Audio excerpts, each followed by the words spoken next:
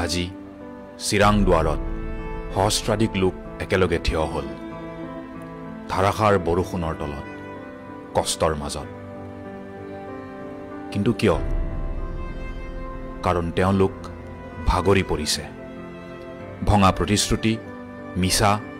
আৰু ভুৱা আশাত ভাগৰি পৰিছে প্ৰমোদ বড়োৰ কথাটো আৰু কি ক'ম প্ৰমোদ বড়ো মানে গাড়ী পোৱাৰ পিছতে 17 বছৰৰ কথাটো কৈ এনে দিনটো পাৰ কৰাই দি আছে কিন্তু একো কাম কৰা নাই প্ৰথমে সেক্ৰেটাৰী যিটো আছে এছেম্বলি কিবাটো কাউন্সিল অফিচ কোকৰাঝাৰত সেইটোতো হাগ্ৰামাই বনোৱা ঘৰ এই হাগ্ৰামাই এতিয়া বনাই থৈ গ'ল মানে তাকে মানে প্ৰমোদ বড়োই কৈ আছে হাগ্ৰামাই একোই কৰা নাই হাগ্ৰামা মহিলাৰীয়ে যেনেকুৱা ৰাইজৰ কাৰণে কাম কৰিছে ৰাস্তা ঘাট দলং অফিচ এইবিলাকতো মানে বৰ্তমান লেখত ল'বলগীয়া মানুহবোৰ বৰষুণত তিতিছিল যদিও গোট খাই থিয় হৈ থাকিল কিয় কাৰণ তেওঁলোকে এতিয়াও বিশ্বাস কৰে যে বিটিচি পুনৰ উঠিব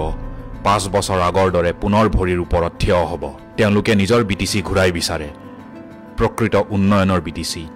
প্ৰকৃত পৰিৱৰ্তনৰ বিটিচি আৰু সেই আশা সেই আস্থা এজন মানুহৰ ওপৰত নিৰ্ভৰশীল আৰু তেওঁ হ'ল